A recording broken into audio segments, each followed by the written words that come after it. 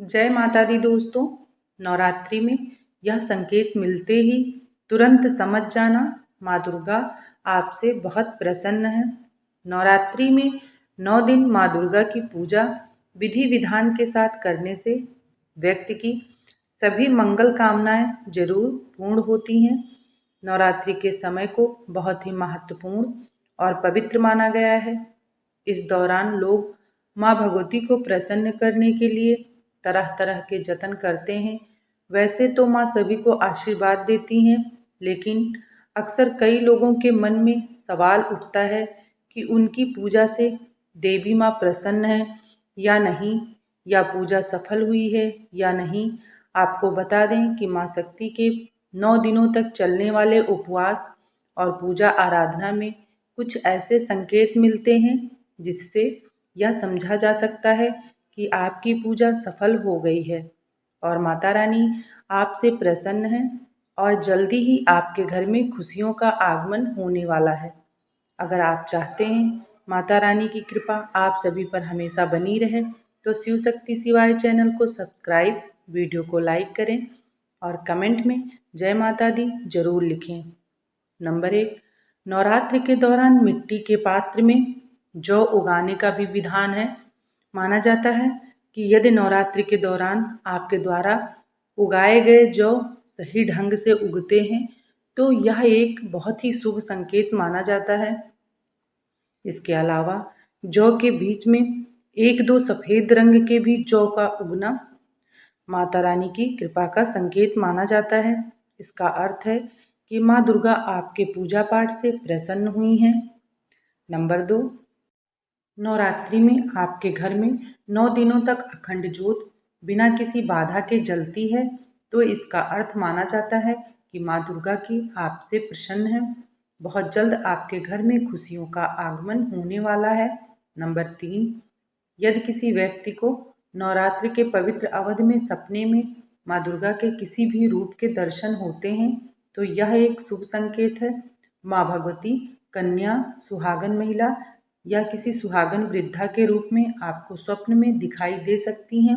इसका अर्थ है कि माता रानी आपकी पूजा अर्चना से प्रसन्न है और आपके लिए बहुत जल्द धन लाभ के योग बनने वाले हैं।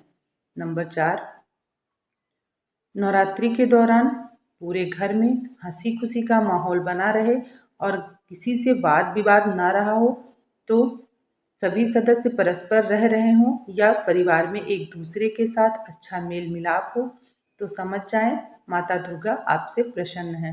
नवरात्रि के दौरान अगर आप परिवार के किसी भी सदस्य को अगर कोई शुभ समाचार की प्राप्ति होती है तो इसका मतलब है माता दुर्गा आपके पूजन से अति प्रसन्न है, क्योंकि इस दौरान माता दुर्गा के आशीर्वाद से ही शुभ समाचार की प्राप्ति होती है।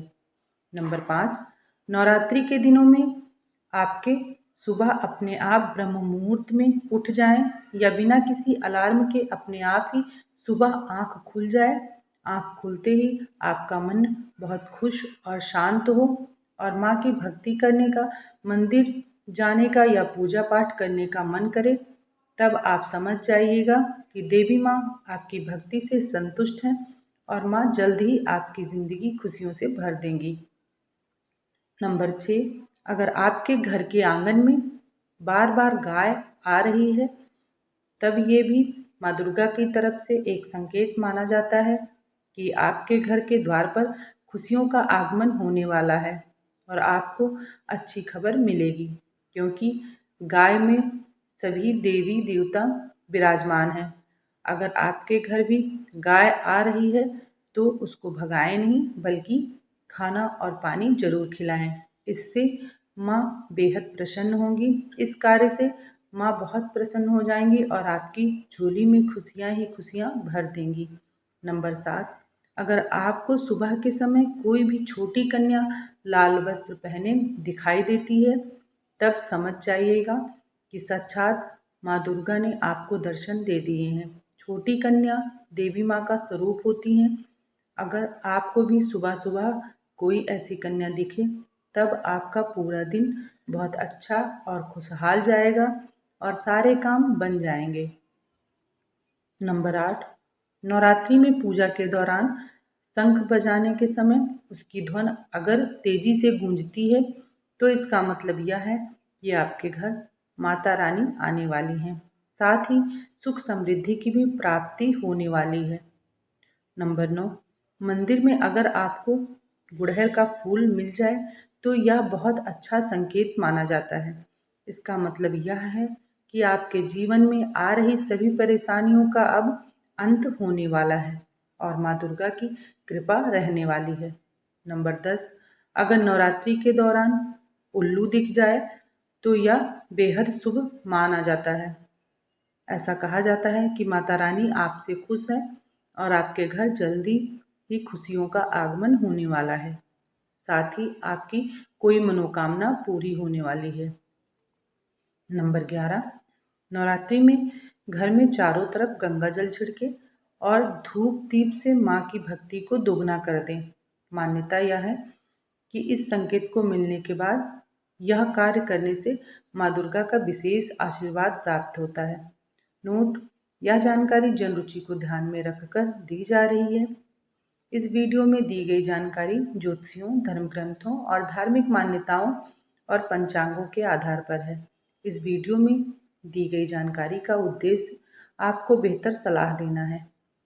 धर्म ग्रंथों द्वारा दिए गए सलाह और उपाय को अपनी आस्था और विश्वास पर ही आजमाएं। इस कंटेंट के संदर्भ में हम किसी प्रकार का कोई दावा नहीं करते हैं। हमारे द्वारा दी गई शास्त्रों अनुसार जानकारी आपको अच्छी लगी हो तो शिव शक्ति शिवाय चैनल को सब्सक्राइब, वीडियो को लाइक और शेयर करें। वीडियो कैसी लगी कमेंट करके ज़रूर बताना। फिर मिलेंगे एक नई वीडियो के लिए साथ। तब तक के लिए बहुत बहुत धन्यवाद।